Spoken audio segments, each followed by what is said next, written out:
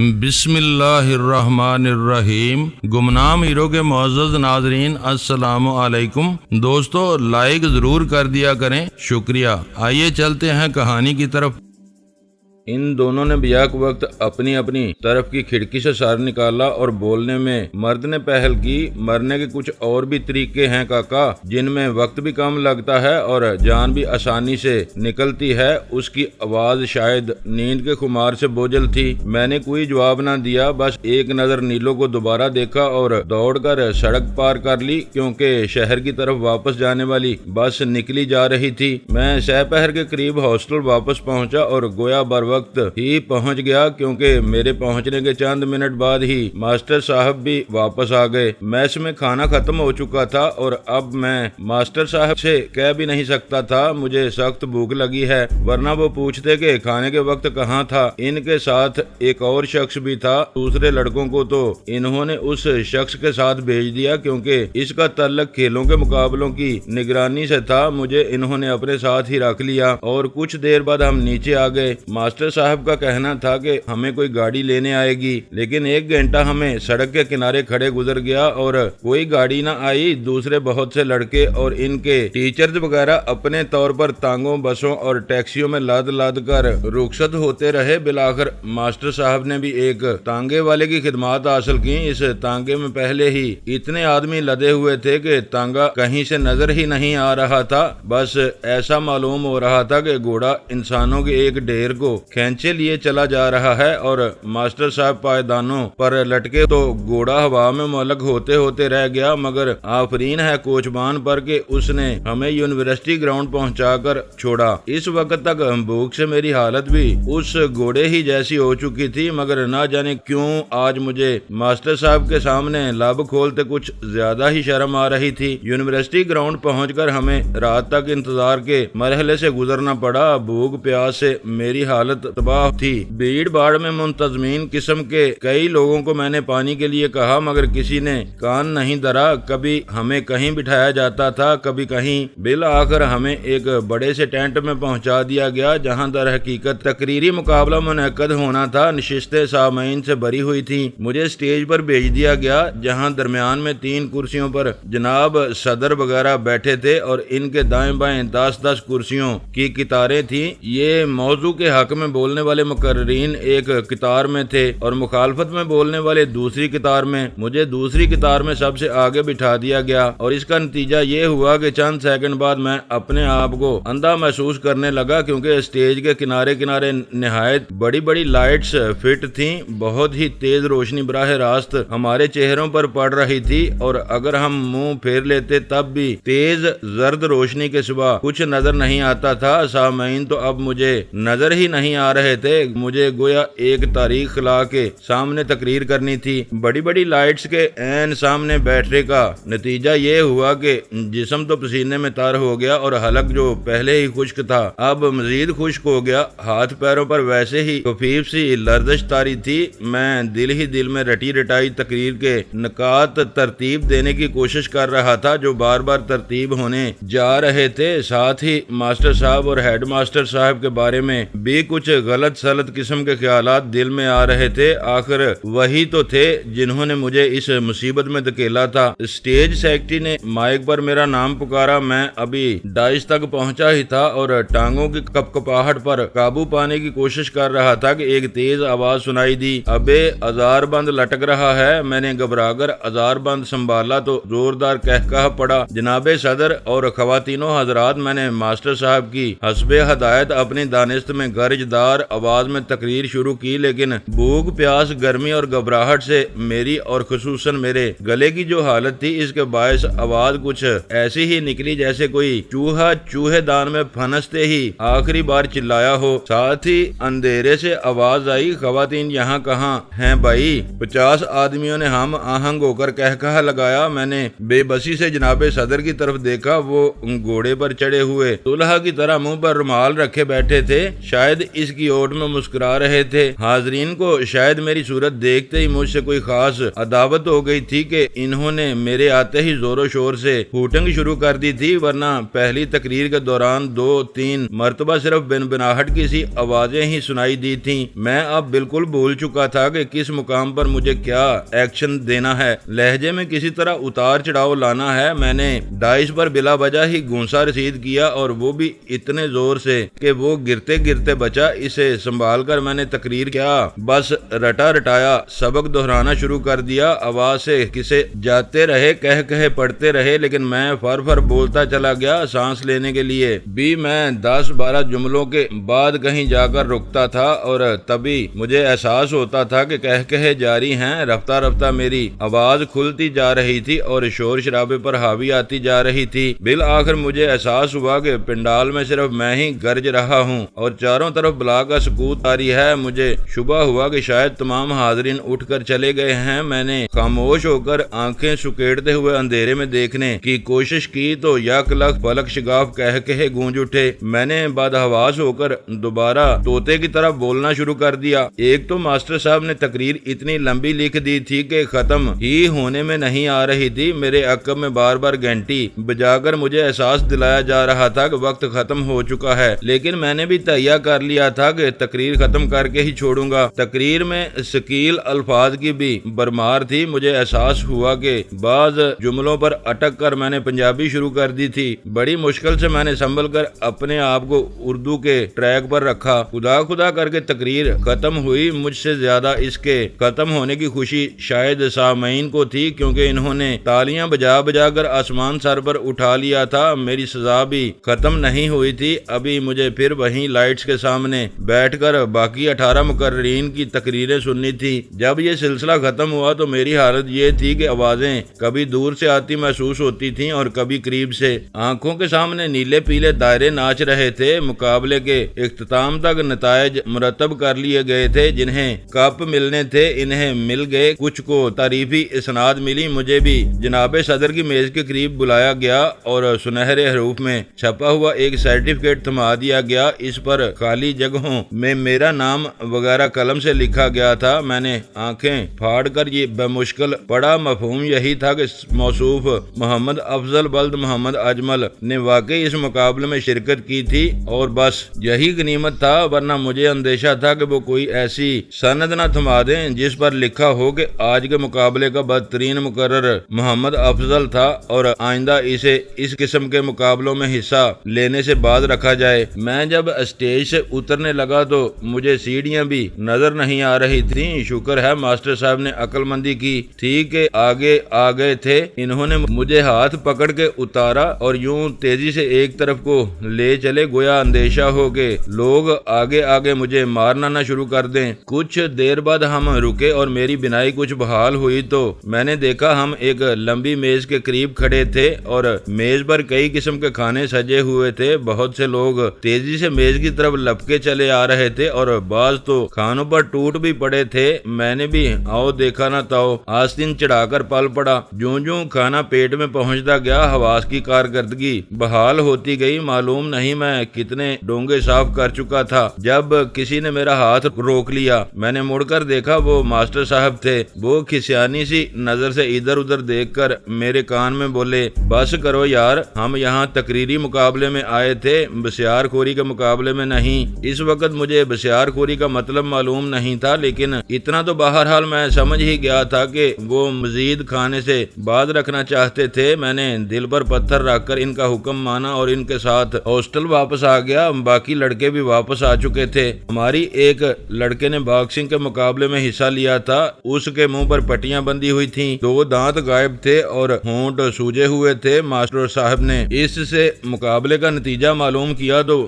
بولا، باکسنگ کا مقابلہ تو میں ہار گیا لیکن کشتی کا جیت گیا۔ لیکن تمہیں کشتی کے مقابلے میں کس کمبخت نے بھیجا تھا؟ ماسٹر صاحب نے حیرانی سے پوچھا۔ وہ جی، اس لڑکے نے جب مجھے 3-4 گھونسے مارے تو مجھے غصہ آ گیا اور میں نے اس سے کشتی شروع کر دی۔ ہمارے باکسر نے بتایا، میں نے اسے اٹھا کر خوب پٹکا مگر وہ ذلیل پھر بھی مجھے گھونسے مارتا رہا۔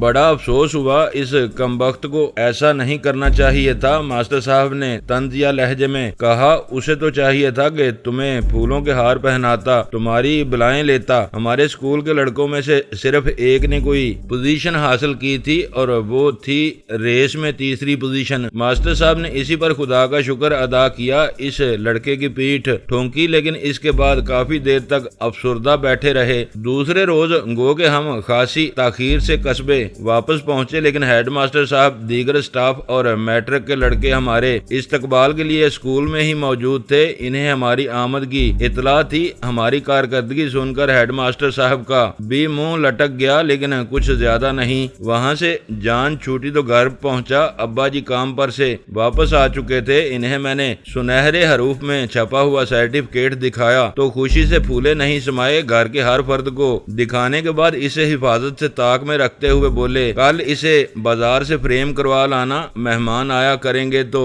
دیکھا کریں گے، عزت بنے گی۔ معلوم نہیں وہ کن مہمانوں کا ذکر کر رہے تھے۔ میں نے تو جب سے ہوش سنبھالا تھا گھر میں کوئی مہمان آتے نہیں دیکھا تھا۔ بہرحال سرٹیفکیٹ میں نے حفاظت سے رکھ دیا۔ نہا دھو کر کھانا کھانے کے بعد میں ابا جی کی نظر بچا کر راجو سے ملنے کے لیے نکل کھڑا ہوا۔ اس سے باتیں کرنے اور اسٹوڈیو کی سیر کا احوال سنانے کو دل مچل رہا تھا۔ اس کے گھر کے قریب پہنچ کر میں نے الو کی آواز کا سگنل دیا۔ حالانکہ ہمارے گھر والوں میں سے کوئی بھی ہمیں ایک دوسرے سے ملنے سے منع نہیں کرتا تھا، مگر معلوم نہیں ہمیں کیوں ایک دوسرے کو خفیہ سگنل کے ذریعے بلانے میں مزہ آتا تھا، اور یہ سگنل کس حد تک خفیہ تھا اس کا اندازہ اس سے کر لیجئے کہ ایک روز راجو کا بڑا بھائی جو ٹاؤن کمیٹی میں کلرک تھا مجھے بازار میں ملا تو پوچھنے لگا، یہ تم راجو کو کس قسم کی آواز نکال کر بلاتے ہو؟ الو کی، میں نے ہچکچاتے ہوئے جواب دیا۔ بہت خوب، وہ مطمئن انداز میں سر ہلاتے ہوئے بولا، پھر تو تمہیں آواز بدلنے کی ضرورت نہیں پڑتی ہوگی،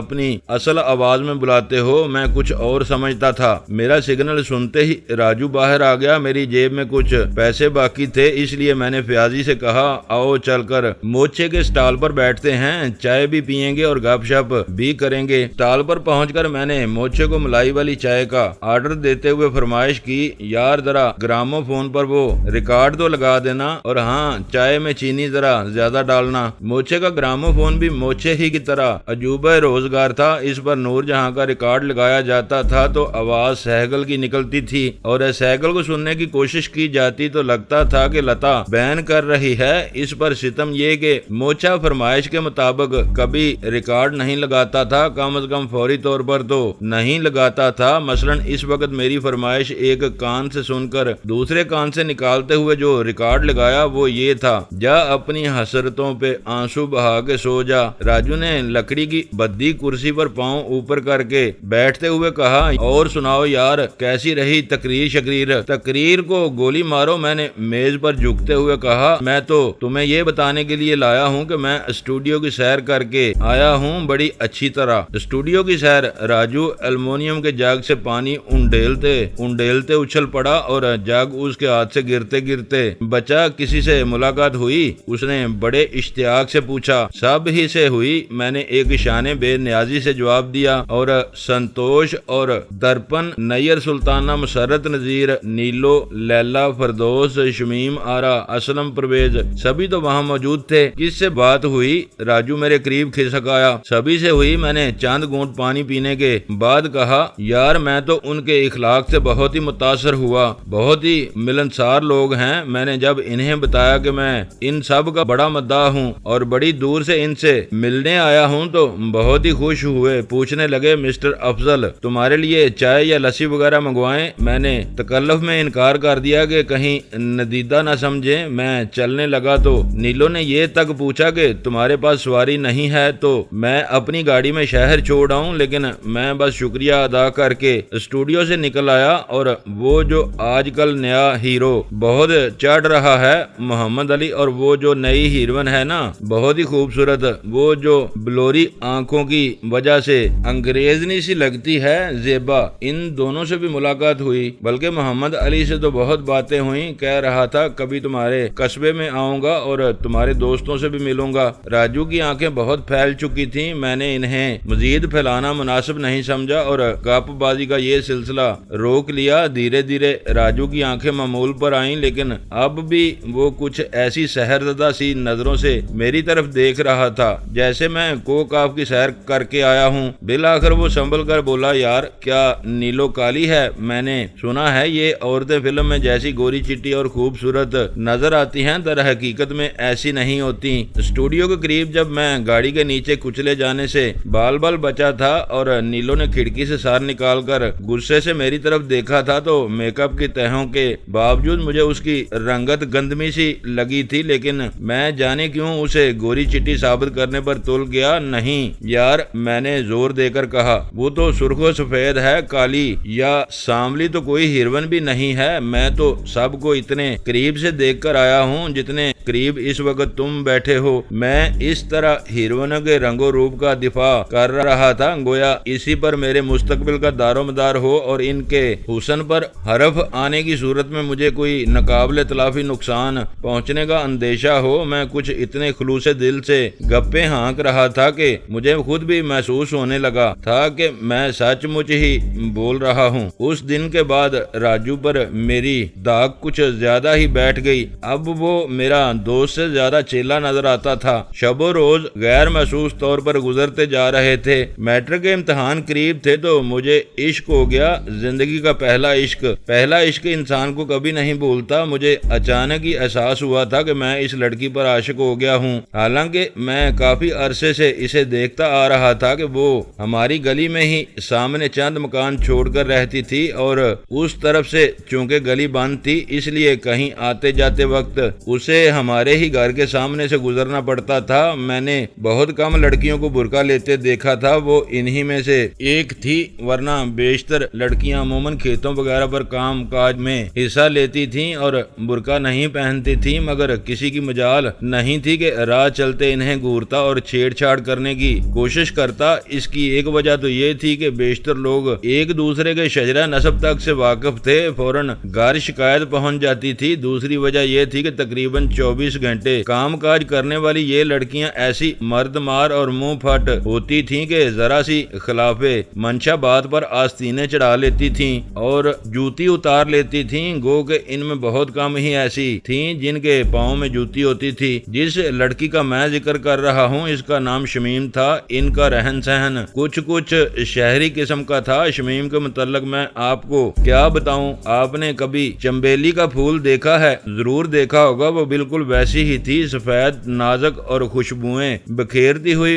बुर्का से भी इसके वजूद की नजाकतें उमड़ती रहती, खुशबू बखेरती रहती। अब ऐसी लड़की से कोई प्यार ना करे तो क्या करे। वो कभी कभार ही घर से निकलती थी और जब भी निकलती थी महीनों का सब्रो करार लूट कर ले जाती थी। जिस रोज वो स्कूल जाते वक्त नजर आ जाती इस रोज तो स्कूल में बैठना ही दुश्वार हो जाता। हर तरफ उसी की सूरत दिखाई देती, हर चीज से उसकी खुशबू आती। एक रोज तो मैं किताबें बगल में दबाए स्कूल जाने के लिए घर से निकला और वो आगे जाती नजर आ गई तो मैं गोया नींद की सी कैफियत में उसके पीछे पीछे चल पड़ा। मालूम नहीं मैं कब तक चलता रहा। होश मुझे उस वक्त आया जब वो अचानक ही मेरे सामने से गायब हो गई। मैंने सर झटक कर इधर उधर देखा तो अपने आप को एक चार दीवारी में खड़े पाया। सामने एक छोटी सी इमारत पर एक धुंधला सा बोर्ड झूल रहा था जिस पर लिखा था दस्तकारी मरकज। एक खरांट सी बुढ़िया कमर पर हाथ रखे मेरे सामने खड़ी थी, मुझे घूर रही थी और क्रख्त सी आवाज में पूछ रही थी,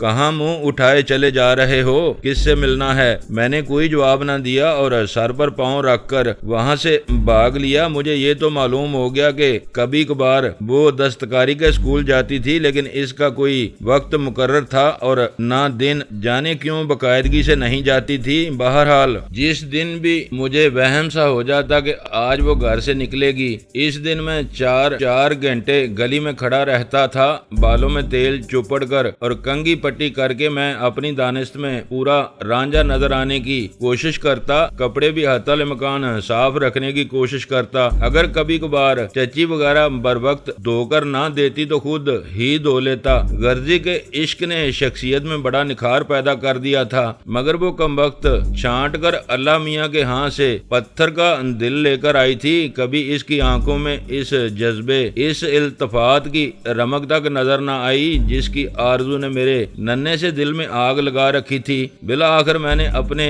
استعداد کے مطابق خوبصورت ترین الفاظ جمع کر کے اس کے نام ایک خط لکھا۔ دل ہی دل میں نہ جانے کتنے دن تک میں اس خط کی ترتیب تالیف میں مصروف رہا، اور جب لکھنے بیٹھا تو میرا خیال تھا کہ خط بہت لمبا ہو جائے گا، لیکن کاپی کا ایک صفحہ پورا ہوتے ہی ذخیرہ الفاظ ختم ہو گیا، اس لیے اسی پر اکتفا کرنا پڑا۔ خط کے اصل الفاظ تو مجھے یاد نہیں، لیکن یہ یقین سے کہہ سکتا ہوں کہ ویسا خط میں اب نہیں لکھ سکتا، اس لیے کہ محبت کے اظہار میں سچائی، خلوص اور لگن کی خوشبو صرف ایک بار ہی آتی ہے، باقی سب لفاظیاں ہوتی ہیں، افسانے ہوتے ہیں، منافقت اور خود فریبی ہوتی ہے۔ وہ میری پہلی محبت تھی اور پہلا محبت نامہ، تبھی تو اس میں سچائی کی خوشبو تھی۔ خالی خط بھیجنا مجھے آداب محبت کے کچھ خلاف نظر آیا، اس لیے کئی روز کا جیب خرچ بچا کر مقصود بساتی سے 4 آنے والی عطر کی ایک شیشی اور 12 آنے والا ریشمی رومال خریدا۔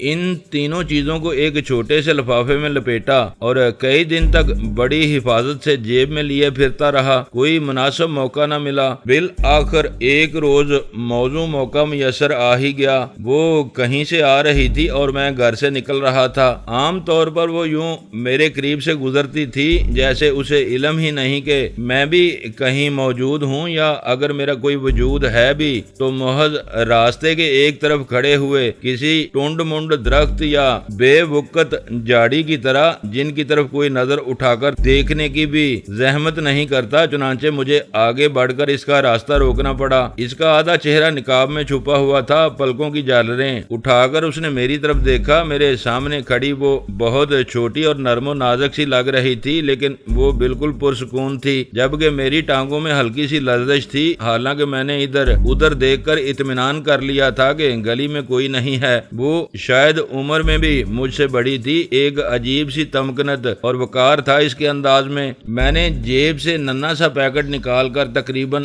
زبردستی اس کے نازک اور گداز ہاتھ میں تھماتے ہوئے کہا، آپ کی ایک امانت تھی میرے پاس، اور فوراً ہی میں ڈگمگاتے قدموں سے آگے بڑھتا چلا گیا۔ گلی کے سرے پر پہنچ کر بھی مجھے مڑ کر یہ دیکھنے کی جرت نہیں ہوئی کہ اس نے پیکٹ ہاتھ میں ہی رکھا ہے یا پھینک دیا ہے، وہ وہیں کھڑی ہے یا اپنے گھر میں داخل ہو چکی ہے۔ خط میں نے اسے جواب مجھ تک پہنچانے کا طریقہ بھی بتا دیا تھا، چنانچہ اس دن کے بعد جواب کا انتظار شروع ہو گیا۔ پہلے دن تو اندیشوں ہی نے دہلائے رکھا کہ کہیں خط اس نے پڑھنے کے بعد اپنے باپ کو نہ دے دیا ہو، جو شاید لاٹھی لے کر ہمارے گھر آ جائے۔ آدمی گو کہ وہ دان پان ہی تھا، مگر غصے کا تیز لگتا تھا۔ پھر اندیشہ محسوس ہوتا کہ میرا بھی راجو والا ہی انجام نہ ہو کہ لڑکی میرا خط واپس میرے منہ پر دے مارے، مگر کچھ نہیں ہوا اور نہ ہی کوئی جواب دیا۔ میں نے ایک بار پھر کاغذ پر رکھ دیا ہے کلیجہ نکال کے قسم کا خط لکھا،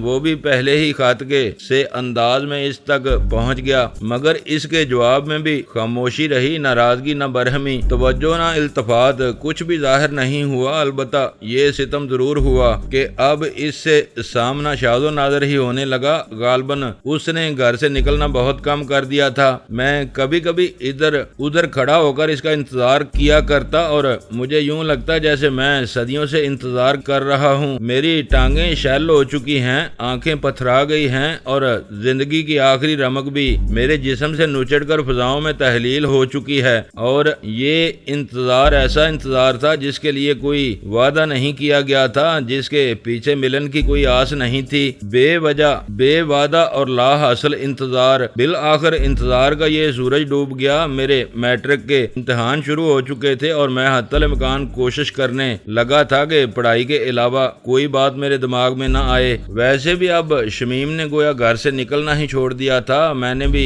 اس کے تصور کو دل کے نہاں خانے میں دھکیل کر اس پر فراموشی کا کفل ڈال دیا۔ میرا خیال تھا کہ یہی تشنگی، ناکامی اور محرومی میرے عشق کا انجام ہے، اور میں نے اس پر صبر کر لیا تھا۔ میٹرک میں نے 2nd ڈویژن میں پاس کر لیا تو ابا جی کو شوق چڑھا کہ وہ مجھے مزید اعلیٰ تعلیم دلوائیں گے۔ انہیں بھی احساس ہو چکا تھا کہ اب زمانہ بدلتا جا رہا تھا، میٹرک کی کوئی خاص قدر نہیں رہی تھی، اور انہیں یہ بھی پتہ چل چکا تھا کہ کلرک کلرکی کوئی بہت اونچا قسم کا عہدہ نہیں ہوتا، بلکہ کلرکی سے آگے جہاں اور بھی ہیں دوسرے وہ اپنے ہم عصروں کے بچوں کو بھی کالج میں داخلہ لینے کی تیاریاں کرتے دیکھ رہے تھے۔ چنانچہ میں بھی ان کے اصرار پر معلومات وغیرہ کے لیے سیالکوٹ چلا گیا۔ جب میں نے خرچ وغیرہ کا حساب لا کر ان کے سامنے رکھا تو وہ چپ سے ہو گئے۔ اس زمانے میں بھی گو کہ تعلیم بہت سستی تھی، لیکن ہم جیسے لوگوں کے لیے 30-40 روپے مہینے کا خرچ بھی بڑی اہمیت رکھتا تھا۔ غالباً ابا جی کو کوئی گنجائش نظر نہیں آ رہی تھی، لیکن وہ ہمت ہارنے والے نہیں تھے۔ گول میز تو چونکہ گھر میں دستیاب نہیں تھی، اس لیے اس رات انہوں نے چارپائی اور موڑا کانفرنس بلائی، جس میں دونوں چچا اور ان کی بیگمات شریک تھیں۔ ابا جی نے مسئلہ ان کے سامنے رکھ کر لڑکے کو تعلیم ہر حال میں دلانی ہے اور اس کے لیے انہیں بھائیوں اور بھابھیوں کے تعاون کی ضرورت ہے۔ چاروں شرکائے کانفرنس نے منہ بنا کر باری باری یہی جواب دیا، ہم تو اپنے بچوں میں سے کسی کو تعلیم نہیں دلا سکے، تمہارے بچے کے لیے کیا تعاون کریں۔ ابا جی اپنا سا منہ لے کر رہ گئے۔ کانفرنس یوں ہی ختم ہو گئی اور اس رات ابا جی معمول سے کچھ پہلے ہی چادر میں منہ چھپا کر لیٹ گئے۔ دوسرے روز وہ کام پر سے واپس آئے تو ان کے چہرے پر گزشتہ روز کا سا اضملال نہیں تھا۔ میں اس وقت اپنی چارپائی کس رہا تھا جب انہوں نے میرا کندھا تھپکتے ہوئے کہا، تم فارم وغیرہ بھر کر رکھ لینا، داخلے کی تاریخ آنے سے پہلے میں تمہیں پیسے دے دوں گا، داخلہ ضرور لینا اور کتابیں وغیرہ بھی لے آنا، فکر کرنے کی کوئی ضرورت نہیں۔ معلوم نہیں وہ کس طرح بندوبست کر رہے تھے، اپنی جان کو کس طرح عذاب میں ڈال رہے تھے۔ میں نے چارپائی کی پٹی پر بیٹھتے ہوئے کہا، ابا آخر آپ مجھے تعلیم کیوں دلانا چاہتے ہیں؟ یہیں رہ کر یا پھر شہر جا کر چھوٹی موٹی نوکری تو میں اب بھی کر سکتا ہوں، اور ہم پر کوئی اتنے زیادہ بوجھ تو ہے نہیں کہ ہمیں بہت زیادہ کمائی کی ضرورت ہو۔ تم نہیں سمجھ سکتے بیٹا، انہوں نے پگڑی اتار کر کھچڑی بالوں میں انگلیاں پھیرتے ہوئے کہا، بات صرف کمائی کی ہی نہیں ہوتی، انسان کے کچھ خواب بھی ہوتے ہیں۔ تمنا ہے کہ روپیہ بھی تم ضرور کماؤ، لیکن ساتھ ہی کوئی مشہور اور بڑے آدمی بنو۔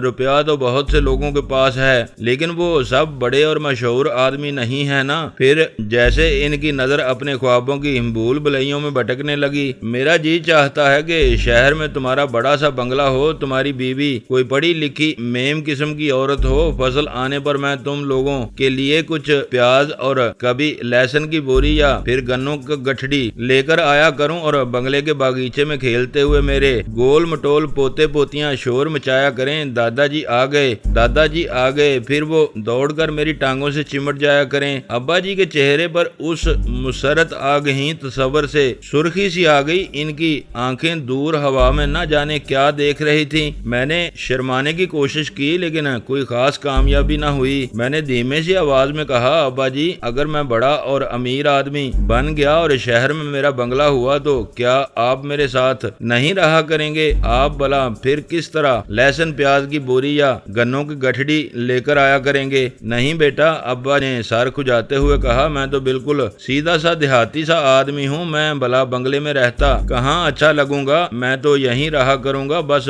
مہینے 2 مہینے بعد ملنے آ جایا کروں گا۔ تم بس اتنی مہربانی کرنا کہ اپنے دوستوں وغیرہ کو یہ مت بتانا شروع کر دینا کہ یہ بڈھا ہمارا نوکر ہے، جیسا کہ کئی پڑھے لکھے اور دولت مند بیٹے اپنے دیہاتی والدین کے بارے میں کہنے لگتے ہیں۔ تم مجھے ابا جی ہی کہا کرنا، اکیلے میں بھی اور سب کے سامنے بھی، تاکہ میں بھی جی بھر کے اس خوشی کو محسوس کر سکوں کہ میں ایک لائق مشہور اور سعادت مند لڑکے کا باپ ہوں۔ میں ایک ٹک ابا جی کی طرف دیکھتا رہا۔ اب میرا قد ان سے اونچا ہو چکا تھا، لیکن اس وقت وہ مجھے بہت بلند قامت لگ رہے تھے، بہت ہی اونچے۔ وہ بہت کم باتیں کرتے تھے، لیکن جو بھی کرتے تھے گویا دل میں خوب کر رہ جاتی تھیں۔ میرا جی چاہا کہ اٹھ کر ان کے سینے سے چمٹ جاؤں اور کسی ننھے بچے کی طرح زور زور سے رونے لگوں، لیکن ایک عجیب سی جھجک مانیا رہی، اور اس دوران وہ حجرہ نما کمرے سے باہر چلے گئے۔ میں نے کالج میں داخلہ لے لیا اور تقریباً 2 سال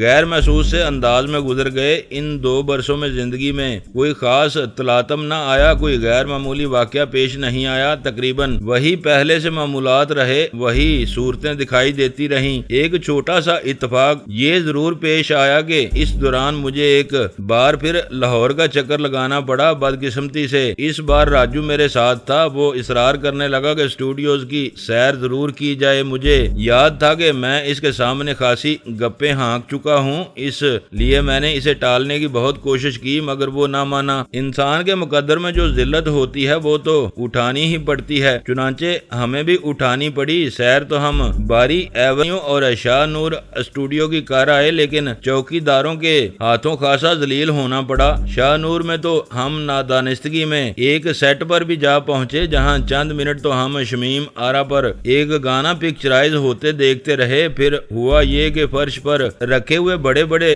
سوئچ بورڈز اور ادھر ادھر پھیلی ہوئی بجلی کی موٹی موٹی تاروں میں الجھ کر راجو گر پڑا۔ وہ اٹھنے لگا تو اس کا ہاتھ کسی ایسی جگہ پڑ گیا جہاں سے اسے کرنٹ کا خاصا زوردار جھٹکا لگا اور وہ اچھل کر سیدھا شمیم آرا پر جا گرا، جو اس وقت ہارڈ بورڈ کی ایک حویلی کی دیوار سے لگی گلیسرین آنکھوں میں ڈال کر المیہ گانا پکچرائز کرا رہی تھی۔ دیوار، شمیم آرا اور راجو تینوں ہی ایک دوسرے پر ڈھیر ہو گئے۔ اس کے بعد ہمارے ساتھ خاصی بری ہوئی۔ ڈائریکٹر، لائٹ مینوں اور دیگر چمچگان وغیرہ نے پہلے تو یہ تصدیق کی کہ ہم کسی متعلقہ آدمی کے ساتھ نہیں آئے، پھر انہوں نے ہماری پٹائی لگانے کا ارادہ کیا اور ایک صاحب نے یہ تجویز بھی پیش کی کہ انہیں پولیس کے حوالے کر دیا جائے، لیکن شمیم آرا ہی کی بدولت ہماری جان بچ گئی۔ اس نے نہایت بیزاری سے کہا کہ وہ جلد از جلد یہ سین ختم کر کے گھر جانا چاہتی ہے، اس لیے کسی فالتو چکر میں الجھ کر وقت نہ ضائع کیا جائے۔ یوں ہماری جان بچی اور انہوں نے ہمیں صرف ڈنڈا ڈولی کر کے فلور سے باہر پھینکنے پر اکتفا کیا۔ مجھے اپنی بے عزتی کا ملال تو بہت تھا اور شدت سے دل چاہ رہا تھا کہ ایک آدھا کا جبڑا توڑ دوں، مگر پولیس کا سن کر میں اندر ہی اندر کچھ سکڑ تھا گیا تھا۔ ہمارا تو لاہور میں کوئی جاننے والا بھی نہیں تھا۔ میں تو یہی سوچ کر خدا کا شکر ادا کر رہا تھا کہ راجو کے لیے کرنٹ کا جھٹکا جان لیوا ثابت نہیں ہوا تھا، ورنہ میں راجو کی لاش لے کر کس منہ سے گھر واپس جاتا۔ لیکن راجو نے اس پہلو پر سوچا تک نہیں تھا۔ وہ تو باہر آ کر میرا مذاق اڑانے لگا تھا۔ وہ مجھے وہ باتیں یاد دلا رہا تھا جو میں نے پچھلی مرتبہ لاہور سے جانے کے بعد اسے سنائی تھی۔ دوستو، ویڈیو کو لائک ضرور کر دیا کریں۔ ISI پاک آرمی زندہ باد، پاکستان پائندہ باد۔ معزز ناظرین، اپنا خیال رکھیے گا اور اپنے اس چینل کا بھی شکریہ۔